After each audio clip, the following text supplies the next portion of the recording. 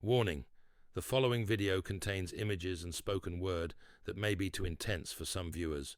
Viewer discretion is advised.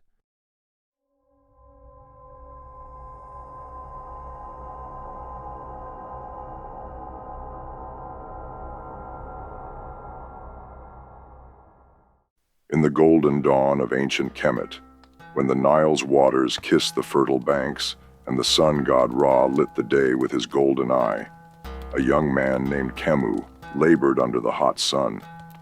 He was no more than 17 floods old, with skin bronzed by countless days toiling beneath the eternal sun, and hands hardened from lifting stones and baskets of clay. Khemu's family started working for the great gangs 2 floods ago. His father, a poor farmer from the outer regions, brought his family to Kemet for the promise of a better life. All they found was hard labor and devastating loss. Khemu's father was taken in an accident the first year. A boulder slipped and crushed his chest. He lasted 2 sons before he passed. His mother took ill the next year. Her sickness slowly stole her away from him. Khemu is now old enough to work in the great work gangs on his own. And he found a place in the most infamous gang of them all. The Cleansing Light, they were called.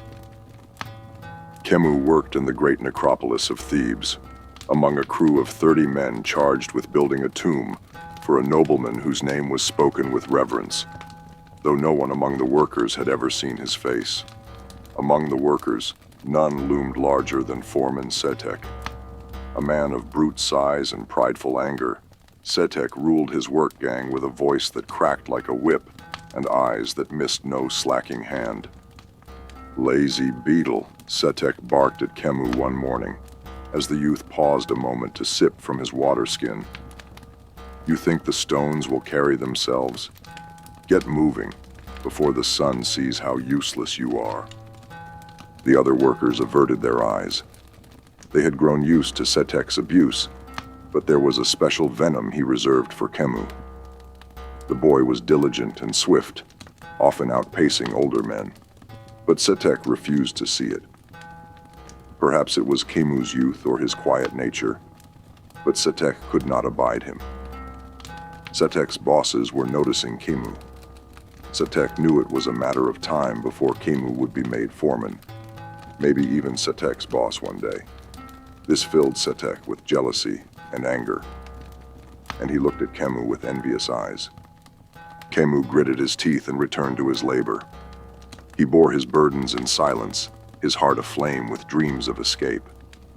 He had once seen the caravans departing for Nubia, their traders free to walk the earth, unbound by lash or order. One day, the heat was particularly cruel. The wind carried sharp grains of sand that stung the eyes and lips. Khemu dropped a basket of bricks when a sharp pebble bit into his heel. The contents spilled, splashing into the mud. "By the bones of Osiris," roared Setek, storming over. "Is this how you honor your labor? A child could do better." He struck Khemu across the cheek. The world spun, and the boy tasted blood. Something broke inside him. That night, when the moon rode high and silver on the Nile, Khemu slipped from his sleeping mat and stole away from the workers' camp. He carried nothing but a handful of dried figs and a small copper amulet, his mother's, worn smooth from years of her fingers rubbing it while she prayed. He ran with the silence of a jackal, his feet nimble on the stones. But fate is a cruel mistress, and it was not long before Setek discovered the empty mat. With curses that would make Anubis cringe, he grabbed a torch and followed the trail, his wrath blazing. Near the edge of the quarry, he caught up with Khemu. "Think to run, eh? You dung beetle. You disgrace the name of every true son of Kemet." Khemu turned, panting. "I will not be your slave, Setek. The gods see my labor. They know I have worked hard." Setek charged, rage blinding him. He seized Khemu by the shoulder and struck him again. But as they struggled, Setek's foot slipped on a loose stone. They both tumbled, crashing down the slope into the quarry's heart. Stone met bone. Dust clouded the air. When it cleared, both bodies lay still. Their blood soaked the sacred ground. Camus opened his eyes to a world of twilight. The air shimmered like gold leaf, and the sky stretched vast and starless. Before him lay the great hall of two truths. "Rise, soul of the West," intoned a voice like the breeze over reeds. Ma'at stood before him.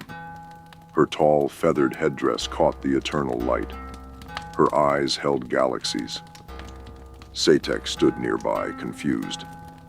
"What is this place? Why am I here?" He glared at Camus. "What did you do, boy?" But Camus said nothing. He was awestruck by the presence of the goddess. Ma'at turned to the foreman. "Satek, son of the Nile, your ka has been weighed and found wanting." "What? No, you must mean him.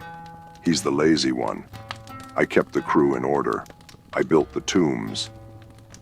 Ma'at's eyes bore into him. "You built your tombs on cruelty, your days on pride. Your heart is heavier than stone. You shamed the humble and beat the just." Setek's voice faltered. "But I followed the rules. I was strong. Strength without compassion is like a scorpion with no tail. It poisons only itself." Suddenly, the floor of the hall opened beneath Satek. Hands of shadow reached from below, grasping. A scream echoed, long and sharp. "No, this isn't justice. I demand a new trial. I was right." "The underworld knows no lies," Ma'at said simply. He was dragged down into Duat, where Amut waited, part lion, part hippo, part crocodile. Satek's ka would wander the dark places forever, devoured again and again. Ma'at turned to Camus, her expression gentle now.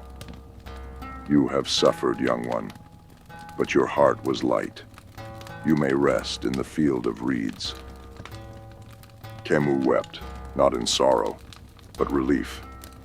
He had feared his soul would be cast into the dark, misunderstood and unloved. But the truth had spoken. He was guided to a land of endless green, where the Nile shone like polished gold, and his mother waited, arms open. "My son," she said, her voice like cool water, and Camus ran to her, free at last. In the temples of Kemet, the priests teach that Ma'at sees all, that the humble are lifted and the cruel are cast down.